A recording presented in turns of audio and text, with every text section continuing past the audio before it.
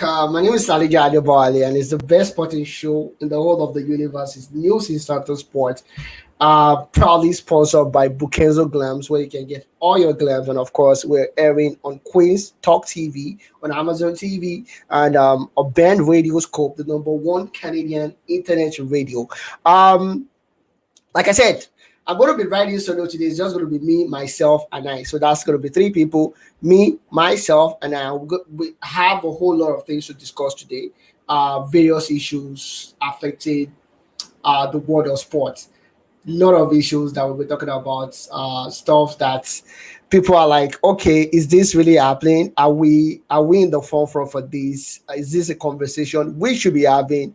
Is it or is something that we don't have to talk about? Is this supposed to be hush hush, or is something that we have to talk about? And I strongly feel it's about time we have this discussion. Discussion. I know I started off with some last week. I was hoping the guys would be with me today, but due to circumstances beyond their own ability, or should I say beyond their ability, they could not be on the show today. So I'm going to be discussing these topics alone today, a whole lot of topics, but we'll be starting off with the basketball end of the series. And the question is it the Denver's time, or is it playoff Jimmy? And I know a whole lot of questions will be asked that, yo, Denver's are still playing against the Lakers. The game is not done yet. So why are you talking about Denver's time? And of course, playoff Jimmy is still against the Boston Celtics. The the third game will be happening later tonight. Today is Sunday, the 21st of May, 2023. It's going to be happening later tonight, 8:30 Eastern time. But truth is, yo, I strongly feel it's going to be between the Miami Heat and the Denver Nuggets. And I feel after the quick sweep that the Denver did on the Lakers, I don't see the Lakers coming back. In the history of the NBA, nobody has ever come back from 3-0 down in a series. I don't think it's going to happen right now. I don't think it's going to happen because, one, the Lakers don't even have the players on the roster to help them do what they want to do. Number two is the fact that Jamal Murray is a beast. Simple and short. The Canadian-born basketballer is just, right now, is on fire. And now sprinkling a little bit of Nikola Jokic on him, it's just something that the Lakers cannot do. Like we always say, and like we've said several times on this show, Father Time is going to finally hang out with LeBron. I don't think Father Time is there right now, but against this kind of opposition, yo, no chance for the Lakers. I think it's going to be a complete sweep. I think the Denver Nuggets will close it up at the next game. And that's my opinion. Let me know what you think below. And of course, the Boston Celtics against the Miami Heat. People have questioned the fact that the Heat have just one superstar in the mode of Jimmy Butler. And Jimmy playoff. I saw a meme of Jimmy quite recently. And yo, they show Jimmy with his head shape, and it looks like the new Michael Jordan. And honestly, we're not going to lie, and we're not going to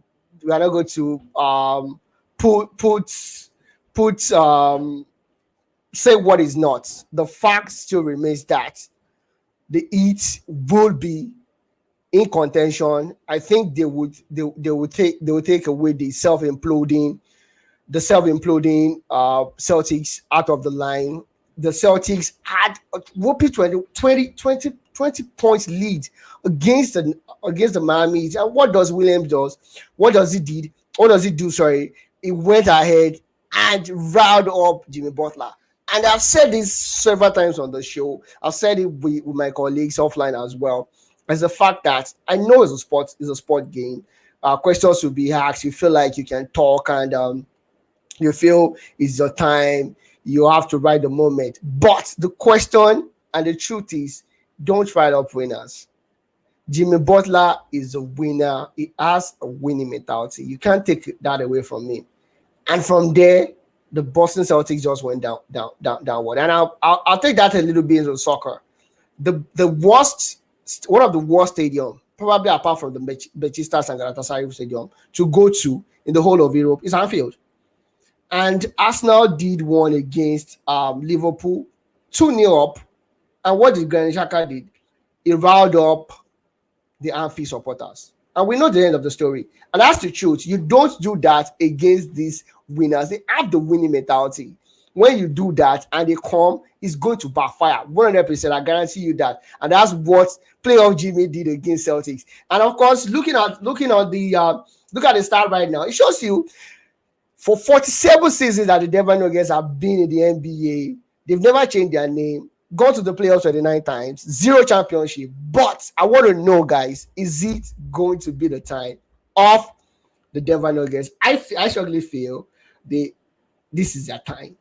And looking at it, there's always going to be an issue of do they have the experience to do it, given that they've never done it before. But with the way Jamal Murray is playing right now, and Jokic is not even getting off gear 1 right now, and that's the scary thing. He's playing as a facilitator and he's downing triple-double every night. And he has done it 3 times already against the Lakers, and he's not even off gear 1, or should I say gear 2. So when he does that, you can only imagine what's going to happen. Bar a miracle, I don't think anybody would take the Denver Nuggets. Let me know what you guys think below, and leave your comments for that as well. And of course, moving straight to the world of football right now. And question has been asked, like, this Man City team, is it the best team in the history? Are they going to go down as one of the best if they win the treble? And there's always this comparative analysis when it comes to situations like this. You look at the past teams, the Manchester United of 1999. You look at the PSV team of 87, 89, 88 season. You look at the AC Milan team of the early 90s, the Barcelona team of Johan Cruyff, the Barcelona team of Lionel Messi, Xavi, and Iniesta, I think in 2015. You look at the Barcelona team of 2019 that had Neymar, Messi, and of course Suarez. These are big time teams. How do you think this present Manchester City will rank in the midst of these teams? They've had a 22 winning streak since the start of the year. That's crazy and that's amazing. They are in the FA Cup final. They are in they have been crowned the champions due to the loss of Arsenal on Saturday against Nottingham Forest, and they are in the final of the Champions League against Inter Milan, which I think they will win comfortably, bar any surprises. Which I don't think is going to happen. I think they will win emphatically. It's going to be a repeat of what we had, I think, in 2010 or 2011, where Bayern played against Inter Milan. Inter Milan was just unstoppable that season, and they just did it convincingly. No sweat, nothing. They did not break any sweat. I'm talking about the team that included where Diego Milito scored that brace, included Samuel Eto'o, the first and the only player to have won treble back to back. They won it with Barcelona, went ahead to win it with Inter Milan. For me personally, I think this present Manchester City team cannot be ranked so high in terms of these teams I've mentioned. We can do a breakdown analysis of this. We look at the team. Ederson, is he really the best goalkeeper in the world right now?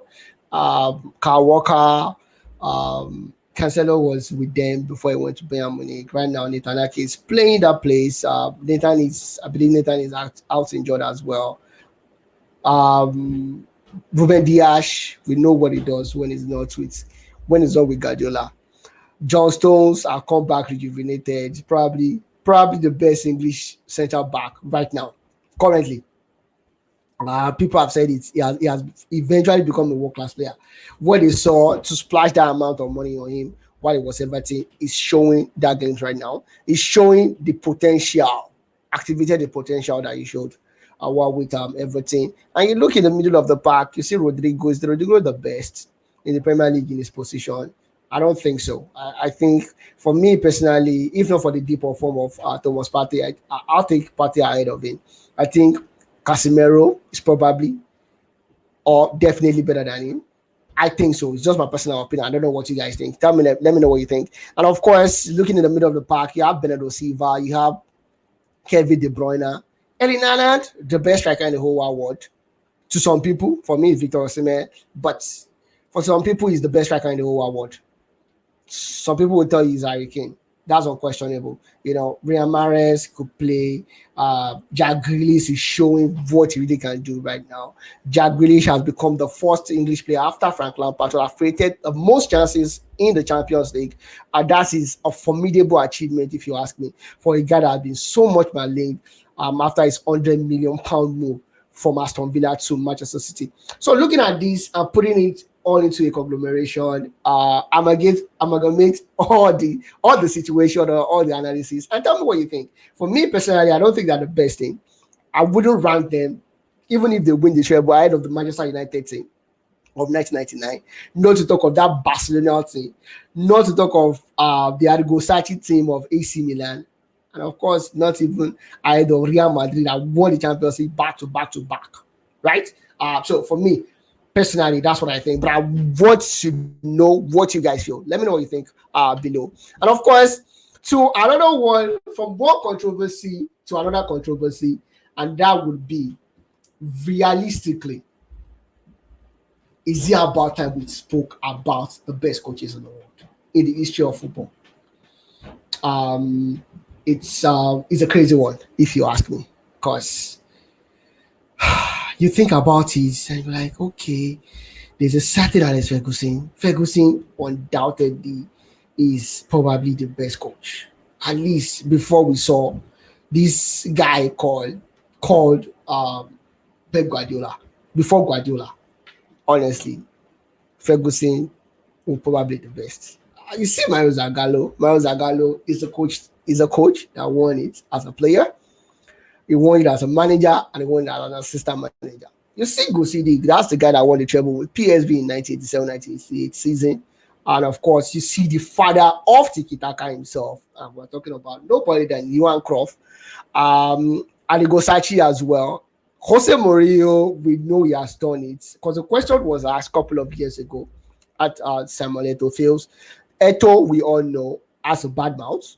A poor off-field attitude as well.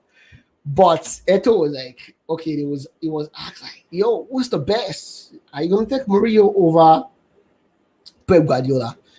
And Eto'o was like, can Guardiola actually win the Champions League with Porto or that Inter Milan?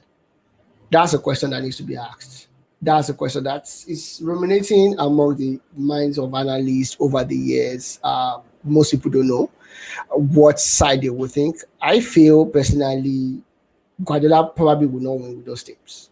Personally. But that does not take away from the fact that Guardiola, to me, is the best coach in the history of the game. And there are a couple of reasons that we have to look at why we say he's the best coach in the history of the game. Number one is the way he revolutionized the game. The game is tiki-taka. The soul is from Holland. The germinating ground is Camp Nou. The ardent student is Pep Guardiola. The crystal ball that made that change is Guardiola. He puts in so much work. He's a genius by every standard that you can think of. And I look at the City team, and I don't want to talk about Messi. Messi is the best footballer ever in the history of football. So once Messi is in the team, that team automatically becomes a contender. That team automatically becomes a cheat. Because Messi is not human, as far as I'm concerned. Every other player that I've seen, that I've watched live, that I've watched live. Bar Maradona. I did not see Pele live. I watch his clips. Bar Maradona. Even Maradona is Messi is different. Messi is the best. No question about it. Messi is a footballing god. So I don't want to talk about the Barcelona team that Pep Guardiola handled because we have to talk about Messi. It revolutionized the Barcelona team, made turn Iniesta to what he became. Iniesta, I remember in the Champions League of 2006, was not even the starting lineup for Barcelona. He came in, changed the game. I saw him like, Arsenal should really go for this guy because this guy is going to be probably the best attacking midfielder in the world. Xavi, we all know what he's capable of, but the way he saw the game changed after Guardiola. Samuel Eto'o feels we know he's a difficult character, but he made some sacrifices in that team as well. Moving to the right side, keeping Henry on the left side, and Messi playing through the middle as a first line. You know, and talk about that. He lost his first game as a Barcelona coach, and ever since then he has not looked back. So let's take away the Barcelona thing because, like I said, it's a cheat. But look at all the players that actually developed. Look at Bayern Munich, the kind of guys that he developed, the way he gave Kingsley Coleman the right attitude. It gave him the belief that he needed. The way he has shaped up the Rosane, for instance, the way I shaped up players like Rodrigo. Sorry, I said Rodrigo. Rodri was actually the replacement for Thomas Partey at Atletico Madrid. He came to Man City, and he has become a monster. Ruben Dias is a Benfica guy, young guy, 23 years old. When he moved to Man City, he turned out to become a world class player. We've seen players from Benfica that did not turn out well. Ask Enzo Fernandez. When you don't have the right atmosphere, you don't have the right players, you don't have the right coaching system, that's what happens. And like I always say, that's what you get when you're not careful. And you look at other players like Kyle Walker, what he has been able to do over the years. Players like Akoji, Laporte, who else in the team? Bernardo Silva. KDB was KDB. He is a legend by far, a cerebral player. But what Guardiola has been able to mold him into as it changed. You can't compare the KDB of Pellegrini to the KDB of Guardiola. And all this, I'm saying all this just to elogize the fact why I think he is the best coach. The fact why I think nobody ranks above him. And I'll just go a little bit of down parts and tell you guys what I think. Arrigo Sacchi he revolutionized the game. He came from Serie B to become the coach of AC Milan. And how did that happen? Berlusconi played against his team, Cremonza, in the Italian Coppa Italia. And the way he arranged his team so much impressed Berlusconi that he hired him the following summer after they had that scuffle.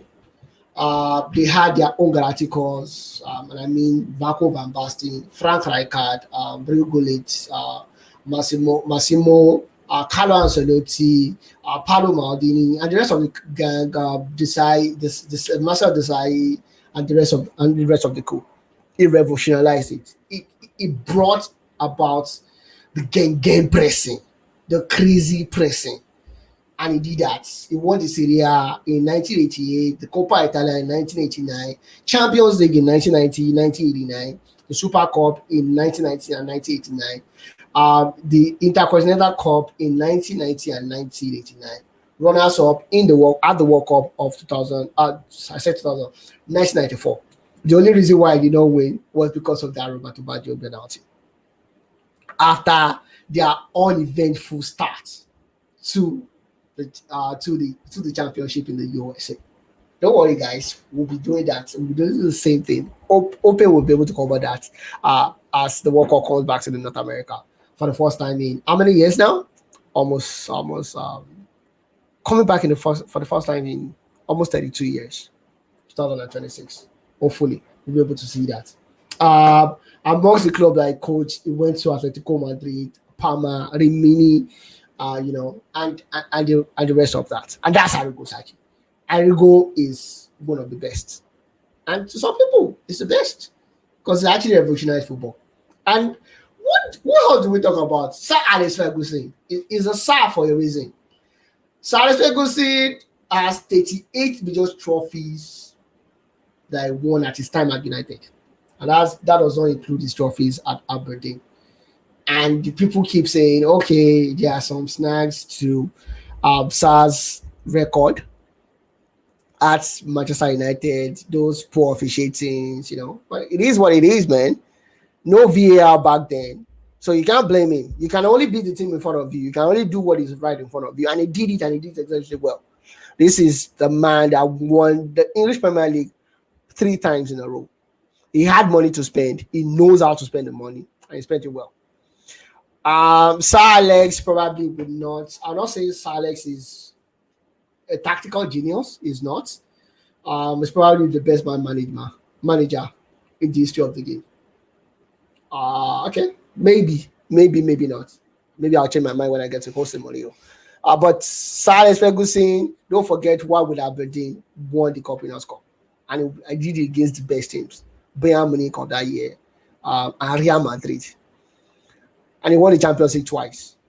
People say, "Oh, he's been there for so long. Why did he win the Champions League 2 times?" There's a certain Arsene Wenger that we know is a genius. He never lifted the trophy even once. So, cut him some slacks, man. Cut him some slacks. So, for me, I think Sir Alex Ferguson is probably one of the best as well. And depending on what you think. And of course, we talk about no other person than Gusi Dick. Goes to be is probably the best tactician I've ever seen in my life. Personally, Gusi Dick is probably the best tactician I've ever seen in my life. Amazing record for Gusi Dick. Gusi Dick is cerebral, is the kind of guy, and it's very calm. It's like the Carlo Ancelotti of his era. Former Real Madrid coach.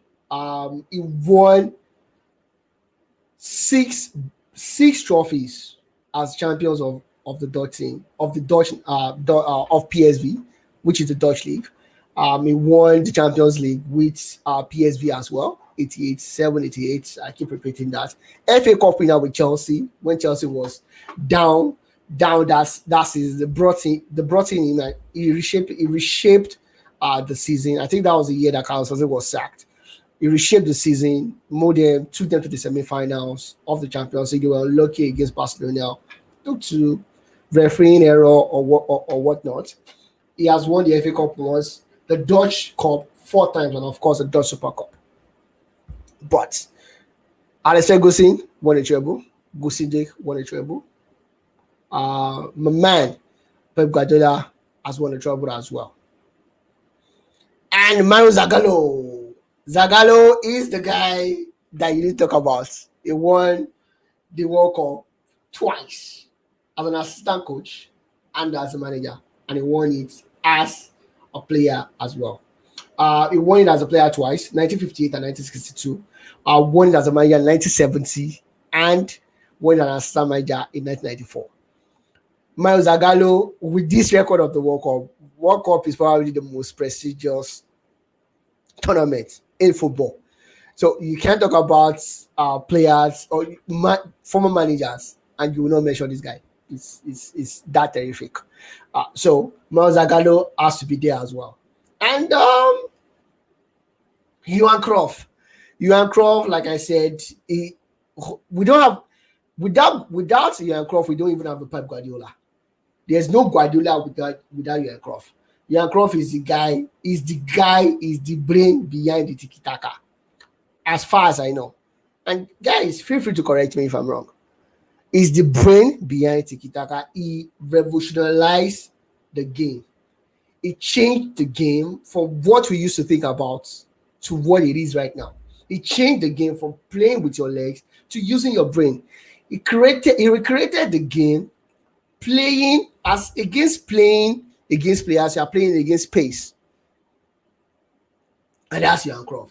Johan Cruyff, crazy winner as well. Won the Europa Cup Winners' Cup in '87. Won multiple championship in the Dutch national in the Dutch league.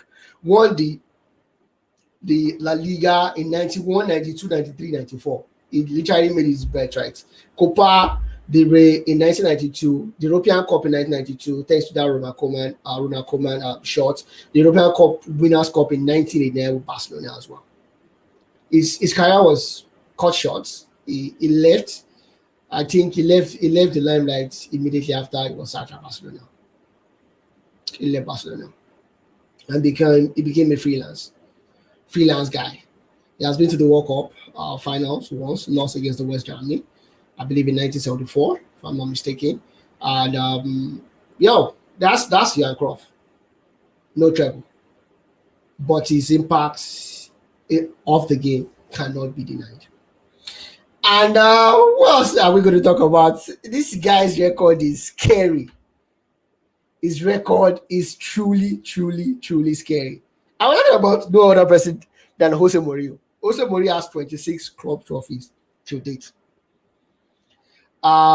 He said he could actually have won another one if he was not sacked just days before the Carabao final against Manchester City. This guy does not lose final. He does not lose finals. That's the truth. So let's forget that. And I'm going to put a rundown of it to you. He's a treble winner. He's a treble winner as well. A treble winner as well, but not the treble of the Champions League. So we're not counting as the treble.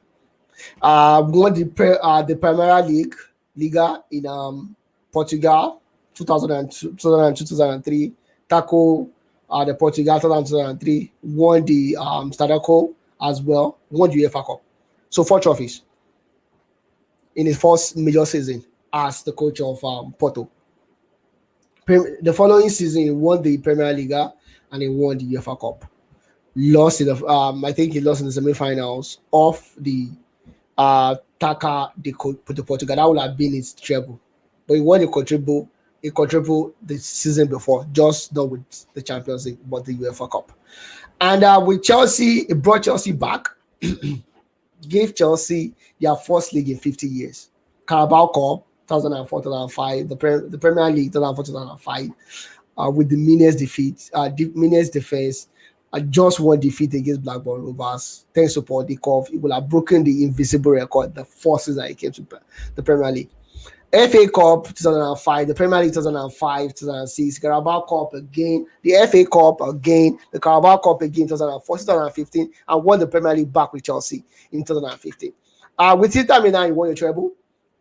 The Super Cup Italia, the Serie A, the Coppa Italia, the Serie A, and the UEFA Champions League. He won all this in 2009-2010 season. And with Real Madrid, where he was vying against a bribery-infested Barcelona, the best player in the history of the world in Lionel Messi, probably the best attacking midfielder Spain has ever seen in Iniesta, the best acquista in the history of Spain, in no other person that shall be, it's so difficult to win against the kind of guys, even if you have the money. So he won the Copa del Rey in 2010, 2011, the La Liga 2011, 2012, and of course the Super Cup, the Hispania in 2012. With Manchester United, where he said his biggest achievement to date, because we don't know what happens in the background. We've seen the cracks since he left. He won the competition 2016, won the Carabao Cup 2016, 2017, and won the Europa League in 2016, 2017. And with AS Roma, he has won the Europa Conference Final in 2012. The first time they are laying their hands on an European trophy. Also by Jose Mourinho. And people are saying, okay, can Guardiola do it? That's the comparison, because Guardiola is the reason why we're talking about all these geniuses. And of course, we'll talk about Guardiola. The list is amazing. It's scary to say the least. Champions League winner 2011, 2010, 2011, 2008, 2009. The World Cup Championship winners, FIFA World Cup, FIFA Club World Cup, twice with Barcelona, with FC Hollywood. That's Bayern Munich, if you guys don't know. And of course, he has won the Premier League 5 times. Back to back to back to back. Yo, Guardiola is crazy, man. The German champions 3 times between 2013 to 2016. The Spanish champion as well. 010, 08, 2008, 9, and 10. Basically, he won the UEFA Super Cup twice as well with Bayern, with FC Barcelona. German Cup twice with Bayern, of course, 1 time FA Cup winner in the Premier League, of course, and the Spanish Super Cup winner twice with Barcelona. He has won the Carabao Cup 4 times, won the Spanish Super Cup 3 times, and the English Super Cup, which is the Community Shield, twice as well. That's some whooping trophy that he has won in the course of his career. So, with this analysis and what you've seen, do you guys think, you honestly think that this guy, Pep Guardiola, is the best coach in the history of the world? He has won treble. But if he wins the treble again, if he wins it again this season, undoubtedly, he is the best coach of all time, in my own opinion. Let me know what you guys think. And of course, we have to talk about this because people have been talking about it.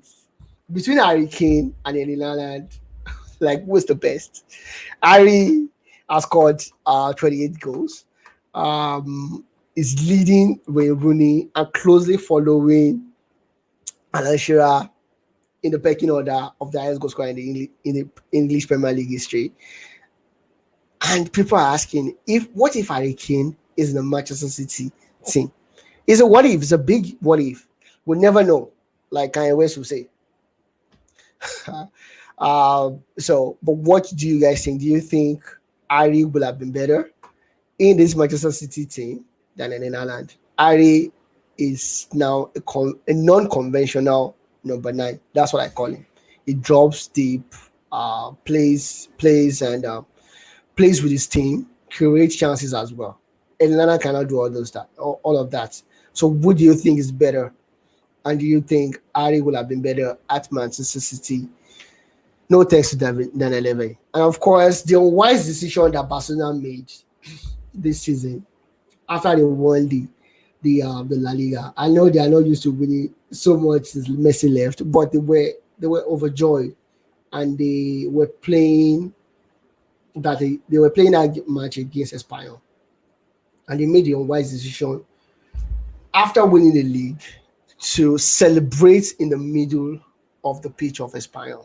And that's for guys that don't know, that's their worst and closest rival in the local rival in the Spanish La Liga. And they did that with a circle. And the fans of Espanyol were so upset. They ran into the field and tried to hurt the Barcelona players. Do you think the Barcelona should have done that? I feel it's ridiculous. They were ill advised. And that's it. But before I go on the show, we still have to ask some questions. Do you think game time, playoff, Jimmy Butler is going to win the series, or is he going to be the best player in the NBA right now, at least so far in this playoff? Nikola Jokic or Jamal Murray, depending on what side of the fence you're sitting on, is going to win the NBA finals. I don't see any finals again apart from that. I'm writing off the Celtics. I'm sorry. If you're a Celtic fan, I'm sorry about that, but I'm writing you guys off already. And of course, between Harry Kane and Erling Haaland, who's the best? Who would have been better for Manchester City? It's a big if. I know people like, oh, yo, what are you talking about, man? It's never going to happen because it did not happen. But yo, it's hypothetical. You guys can actually give me an answer if you want to. And of course, between the best coaches, I did a brief analysis of these coaches from Arrigo Sacchi to Mario Zagallo to Hencroft to Jose Mourinho, Gusindik, and the rest of the group. Who do you think is really the best coach so far? I don't care what time I watching football. Let me know who you think the best coach has been in the history of football. And that's the wrap, and that's the show. Don't forget that this show is proudly sponsored by Bukenzo Glam, and of course, we are airing on Queen's Talk TV on Amazon TV and on Band Radio Scope, the number one Canadian internet radio. Till I see you again next week. My name is Lalija Adepowale, and it's still the best sporting show in the whole of the universe. It's News Instant Sport. Guys, I love you. And as we grow together, I'll see you next week. Bye, guys.